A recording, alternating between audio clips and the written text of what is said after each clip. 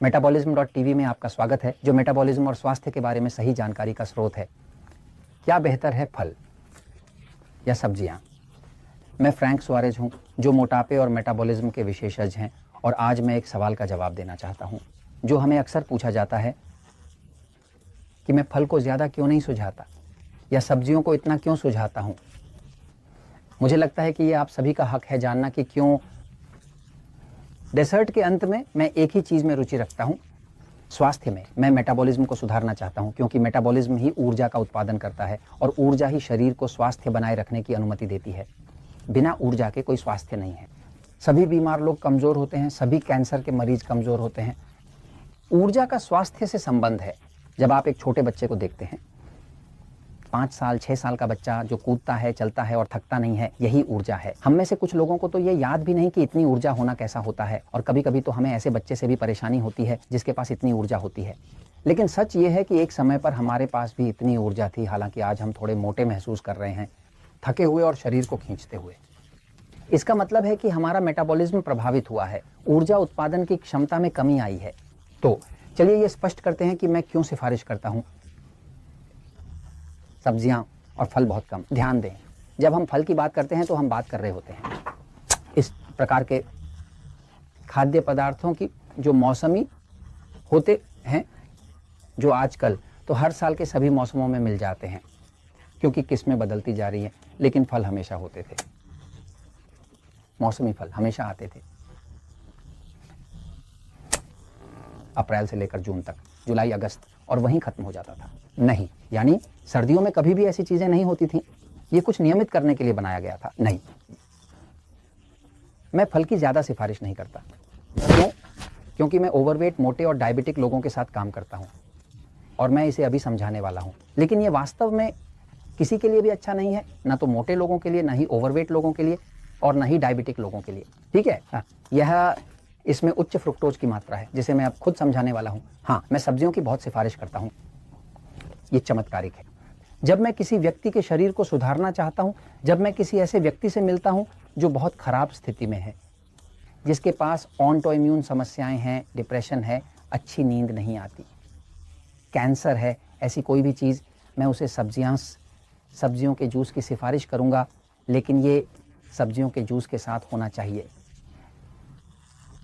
साथ हरी पत्तियों के साथ नहीं है? सब्जियों के जूस का संयोजन हरे पत्तों के साथ जो तुम्हें हरे जूस बनाते हैं, यह चमत्कारिक है। और मेरे अनुभव के अनुसार यह समान रूप से है। जब कोई व्यक्ति इस प्रकार की पोषण का उपयोग करना शुरू करता है, जो अधिकतर सब्जियों और हरी पत्तियों पर आधारित है, तो सभी स्वास्थ्य स्थितियां बेहतर होती हैं। हरे जूस बनाते हैं, सब्जियों के अर्क के साथ जूस। लेकिन जब व्यक्ति बहुत सारे फल का उपयोग करता है तो सुधार ऐसा नहीं होता। और मैं अब आपको बताने वाला हूं कि क्यों। मैं एक पल के लिए बोर्ड पे जा रहा हूं, क्योंकि वहां है पतले लोग, वे फल में जो चाहें खा सकते हैं और इसका उन पर ज्यादा असर नहीं होता है ना। लेकिन मैं बीमार लोगों के साथ काम करता हूं। जो लोग आते हैं, मान लीजिए हमारे नेचुरल स्लिम केंद्रों में, जो विभिन्न देशों में हैं, जैसे कि प्यूर्टो रिको, संयुक्त राज्य America, Mexico, Costa Rica, Panama, Colombia में, वे आमतौर पर इसलिए नहीं आते क्योंकि उनकी स्थिति अच्छी है। वे आते हैं क्योंकि वे स्वास्थ्य समस्याओं से जूझ रहे हैं, वे कमजोर हैं, उन्हें हाइपोथायराइडिज्म की समस्या है, उन्हें फंगस, कैंडिडा है, अच्छी नींद नहीं आती, पेट निकल आया है, दवाइयां ले रहे हैं, उच्च रक्तचाप है, ट्राइग्लिसराइड्स उच्च हैं, कोलेस्ट्रॉल उच्च है, संक्रमण है, योनि से बहाव है, एलर्जी है। चिंता मत करें। इसमें जिस तरह से एक व्यक्ति हमारे पास आता है अक्सर प्राकृतिक मदद की तलाश में, वह इतना अच्छा नहीं होता। बिल्कुल, हमें ऐसे लोग भी मिलते हैं जो काफी अच्छी सेहत में हैं, लेकिन वे मोटे हैं, उनका वजन अधिक है, कपड़े उन पर फिट नहीं होते, वे थके हुए हैं, उन्हें व्यायाम करने की इच्छा नहीं है। यानी मूल रूप से, जैसे मैं मेटाबॉलिज्म के विषय पर काम करता हूं, मेटाबॉलिज्म वह प्रक्रिया है जो कोशिकाओं के अंदर होती है और शरीर की ऊर्जा का उत्पादन करती है, और ऊर्जा ही है जो गति उत्पन्न करती है। ऐसा नहीं हो सकता। गति नहीं हो सकती अगर पहले ऊर्जा नहीं है। जीवन गति से संबंधित है। जीवित चीजें चलती हैं और मृत चीजें वे नहीं चलते। तो जितना अधिक कोई हिल सकता है वह उतना ही जीवित होता है, और जितना कम वह हिल सकता है और वह आर्थराइटिस या किसी और चीज के कारण कठोर होता जाता है, तो उसकी जीवन शक्ति कम होती है। ये एक तार्किक और सामान्य ज्ञान की बात है। अब मैं क्यों सिफारिश करता हूं? तो सब्जियां, हरी पत्तियां और फल नहीं। ठीक है, जो होता है, चलो हम उन्हें यहाँ तुलना करते हैं। 1 मिनट, ठीक है? जब हम यहाँ कहते हैं सब्जी, हरी पत्तेदार सब्जियां जो मैं बहुत सिफारिश करता हूं, और यहां मैं फलों का उल्लेख कर रहा हूं। जो पहली बात मैं देखता हूं वह यह है कि इसके और इसके बीच का अंतर नाटकीय है। फल है उच्च फ्रुक्टोज में, फल का प्राकृतिक शर्करा है, ऐसे फ्रुक्टोज कहा जाता है क्योंकि इसे पहले फल में गिना गया था, है ना।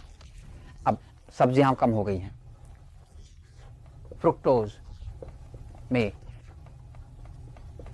क्या हो रहा है, जिन लोगों के साथ हम नेचुरल स्लिम केंद्रों में काम करते हैं और जिन्हें हम मेटाबॉलिज्मो टीवी के माध्यम से मदद करते हैं, और जिन्होंने एल पोडर देल मेटाबॉलिज्मो किताब पढ़ी है, और जो डायबिटीज सिन प्रोब्लेमास किताब पढ़ रहे हैं ताकि वे अपनी मधुमेह को बिना दवाओं के नियंत्रित कर सकें, तो उन्हें उच्च फ्रुक्टोज ठीक नहीं लगता। क्योंकि फ्रुक्टोज एक शर्करा है जो सच में प्राकृतिक है, लेकिन ध्यान दें कि हर चीज जो प्राकृतिक है वह अच्छी नहीं होती। यानी कोकीन प्राकृतिक है, भांग भी प्राकृतिक है। इसका मतलब ये नहीं है कि हम अब सभी कोकीन और भांग का उपयोग करने लगे, है ना। यानी कुछ भी प्राकृतिक होना ये नहीं दर्शाता कि वह अच्छा है ना। बहुत से प्राकृतिक जहर भी होते हैं। तो उच्च फ्रुक्टोज जिगर को अतिरिक्त वसा बनाने के लिए मजबूर करता है। जिगर बहुत कुशलता से अतिरिक्त वसा बना सकता है, फ्रुक्टोज को लेता है और इसे ट्राइग्लिसराइड्स में बदल देता है। ट्राइग्लिसराइड्स क्या है? रक्त में वसा, है ना। तो एक मधुमेह रोगी जो अपनी मधुमेह को नियंत्रित करने की कोशिश कर रहा है, तो फल खाता है और कहता है अरे मैं फल खा रहा हूं और शर्करा लगभग नहीं बढ़ रही है।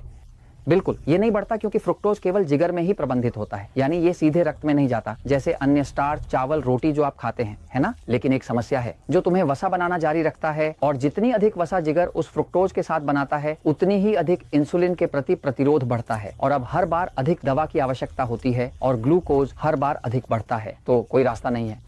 अगर आप मधुमेह के रोगी हैं, या आपका वजन अधिक है, या आप स्वास्थ्य वापस पाना चाहते हैं, सच में आपको चाहिए इससे अधिक और इससे कम, यानी फ्रुक्टोज कम।